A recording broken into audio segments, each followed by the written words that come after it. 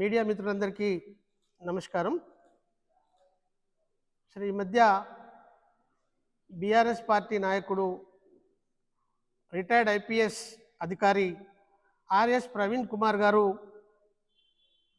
తెలంగాణ జాగృతి అధ్యక్షురాలు శ్రీమతి కల్వకుంట్ల కవితమ్మ గారి పట్ల నోటికొచ్చినట్లు అనుచితంగా మాట్లాడుతున్నారు.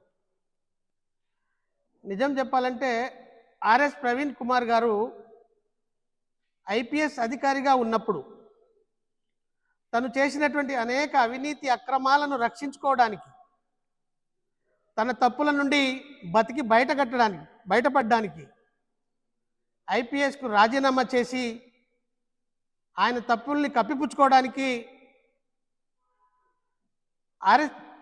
ఎస్పీ పార్టీ అధినాయకురాలైనటువంటి మాయావతి దగ్గరికి వెళ్ళి కాళ్ళు పట్టుకొని ఆ పార్టీ యొక్క తెలంగాణ రాష్ట్ర అధ్యక్షునిగా బాధ్యతలు తెచ్చుకున్నాడు. పాపం ఆమె రిటైర్డ్ ఐపీఎస్, దళిత సామాజిక వర్గానికి చెందినోడు, తెలంగాణలో కొంత పేరు ప్రఖ్యాతులు ఉన్నాయి. బీఆర్ఎస్ బీఎస్పీ పార్టీని రక్షిస్తాడు అని నమ్మి విశ్వసించి తెలంగాణ రాష్ట్ర అధ్యక్షునిగా ఇచ్చింది. మరి బీఎస్పీ పార్టీని తెలంగాణలో ఆయన బాధ్యత తీసుకున్న తర్వాత ఆనాడు టీఆర్ఎస్ పార్టీ, బీఆర్ఎస్ పార్టీ ఆది నాయకులు అనేటువంటి, అది కేసీఆర్, కేటీఆర్, ఆ స్థాయిలో ఉన్నటువంటి నాయకులందరినీ కూడా నోటికొచ్చినట్టు మాట్లాడిండు, నోటికొచ్చినట్టు విమర్శించాడు, నోటికొచ్చినట్టు తిట్టాడు. కానీ తర్వాత నమ్మిన మాయావతిని నట్టేట ముంచి తిరిగి బీఆర్ఎస్ పార్టీలోకి వచ్చాడు. బీఆర్ఎస్ పార్టీలో కూడా తను ఏదో నమ్మదగిన వ్యక్తిగా ప్రవర్తిస్తూ ఇప్పటి వరకు ఆ పార్టీలో కొనసాగుతూ ఉన్నాడు.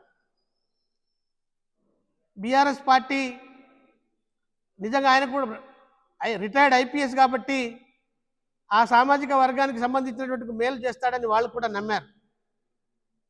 కానీ వాళ్ళు ఆయన ఏంటిదో ఆయననే తెలుసుకోకుండా, ఆయనే తెలియకుండా తను నోటికి వచ్చినట్టు కవితమ్మ గారి పట్ల అనుచిత వాక్యాలు చేస్తూ ఉన్నాడు. ఆయన చరిత్ర తెలంగాణ ప్రజలకు తెలియంది కాదు. ఆయన ఐపీఎస్ అధికారిగా ఉండి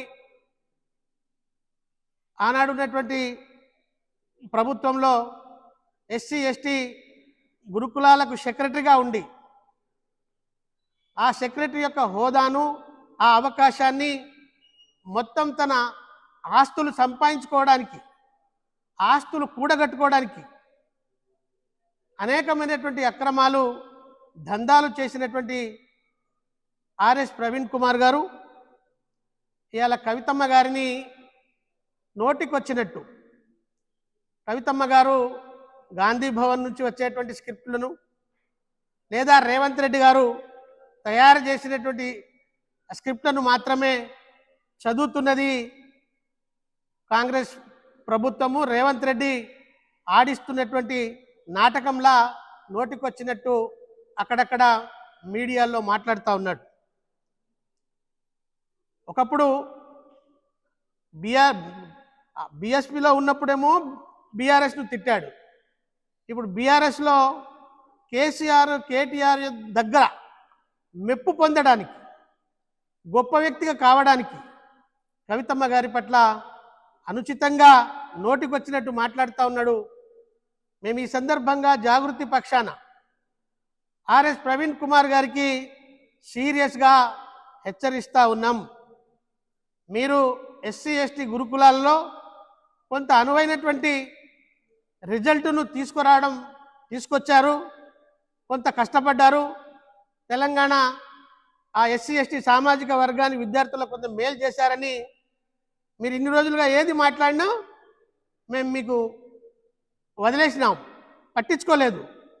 కానీ మీరు ఇవాళ కవితమ్మ గారి పట్ల కాంగ్రెస్ ప్రభుత్వానికి అనుకూలంగా, సీఎం రేవంత్ రెడ్డి గారికి అనుకూలంగా స్క్రిప్టులు చదువుతున్నదని అంటే అంత కర్మ కవితమ్మ గారికి పట్టలేదు. ఉద్యమ కాలం నుండి ఇప్పటి వరకు 20 సంవత్సరాలుగా తెలంగాణ రాష్ట్రంలో తెలంగాణ ప్రజల కోసం, సంస్కృతి సాంప్రదాయాల పరిరక్షణ కోసం కవితమ్మ గారు చేసినటువంటి కృషి ఇవాళ తెలంగాణ ప్రజల యొక్క కళ్ళ ముందు ఉన్నది. దాన్ని మీరేదో మీ నోటితో మీకు వచ్చినటువంటి అవకాశంతో వక్రీకరించి చెప్పి తన పట్ల ప్రజలలో వస్తున్నటువంటి ఆదరణకు ఇబ్బంది కలిగించాలనో, లేకపోతే మరో పద్ధతిలో నష్టం జరగాలనో, లేదా మీ మెప్పు కోసం కేసీఆర్ కేటీఆర్ల మెప్పు కోసం కవిత గారి పట్ల అవాకు చవాకులు మాట్లాడితే సహించం. మరోసారి కనుక మీరు ఏ మీడియాలోనైనా ఏ ఛానల్లోనైనా ఇలాంటి వాక్యాలను వాడితే తగినటువంటి గుణపాఠం మీకు చెప్పక తప్పదని ఈ సందర్భంగా హెచ్చరిస్తా ఉన్నాం.